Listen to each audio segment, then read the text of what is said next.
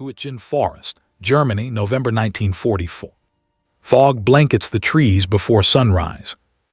Not mist, not haze, a wall of gray that swallows sound and distance. American infantry move forward in single file, rifles held tight, packs heavy with ammunition and rations meant for a short fight. Visibility is less than 30 yards, sometimes less than 10. Men lose sight of the soldier in front of them. They stop, they wait, then they move again. Radio signals fade. Maps stop making sense. The forest looks the same in every direction: trees, mud, wire, and silence. Somewhere ahead, German positions are listening, not seeing, waiting. Then the firing starts, brief, close, confused. After that, nothing. No radio contact. No movement back through the lines. No clear report of what happened. By nightfall, a U.S. unit that entered the Hürtgen Forest that morning is no longer accounted for. On paper, it still exists. On the ground, it is gone. To understand how an entire American unit could vanish without retreat or surrender, you have to understand why the U.S. Army was fighting in this forest at all. By November 1944, U.S. First Army was under the command of Lieutenant General Courtney Hodges. His orders came from General Omar Bradley, commander of the 12th Army Group, who was pushing to maintain pressure on a retreating German army before winter could halt operations. At the Corps level, much of the fighting in the Hürtgen Forest fell to V Corps, commanded by Major General Leonard T. Jarrow. Under him were infantry divisions such as the 9th Infantry Division, 28th Infantry Division, and later the 4th Infantry Division, units repeatedly sent into the forest to gain limited ground. The intent from high command was not reckless.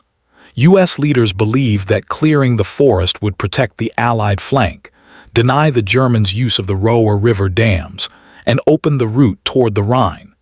The assumption was that German forces in the forest were thin, disorganized, and nearing collapse. On the ground, battalion and company commanders faced a different reality. Dense woods canceled visibility. Fog erased landmarks.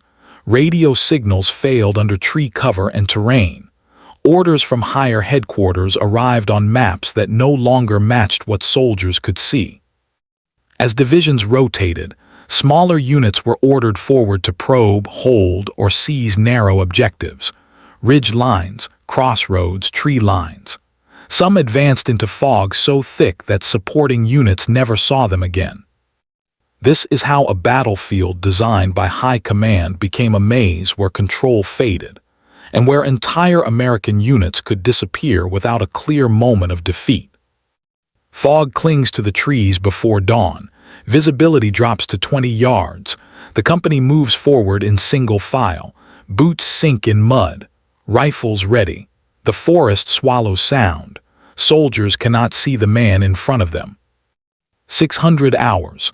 A German mortar explodes on a ridge ahead. Soldiers dive for cover. The unit pauses. Radio contact is intermittent. Higher command asks for a status report.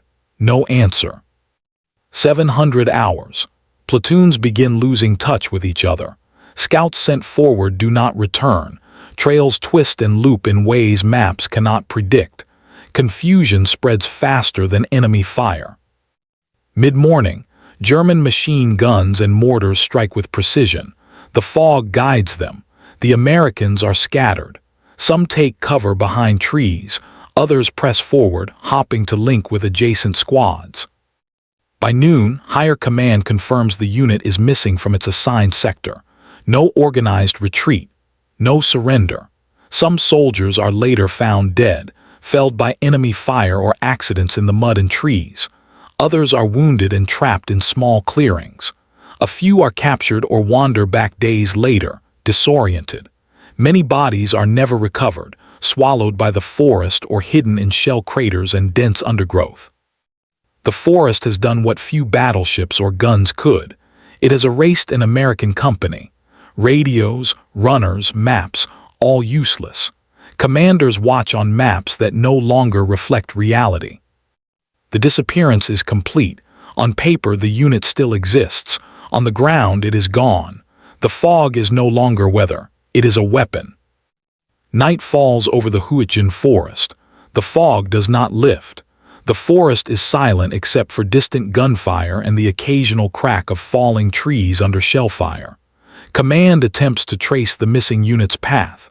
Scouts and patrols move forward. They find only churned mud, abandoned packs, and damaged equipment. No bodies in organized positions. No prisoners. No signs of surrender. Only confusion and fragments. A rifle leaning against a tree, a helmet crushed in the mud, a foxhole abandoned. Survivors trickle back over hours, disoriented, exhausted, and unable to account for every man. Some have been separated for more than 24 hours, having circled in the fog or retreated under sporadic fire. Higher command pieces together reports. Battalion logs note that companies became separated in the terrain. Platoons were cut off. Soldiers were lost to the forest itself, misled by fog, mud, and German defensive lines. In operational terms, the unit is effectively erased, combat ineffective, removed from any cohesive order of battle. German reports confirm ambushes in multiple sectors. The fog favored their defensive tactics. They did not need large-scale assaults. Sound-guided artillery and selective rifle fire were enough to disable or scatter American units.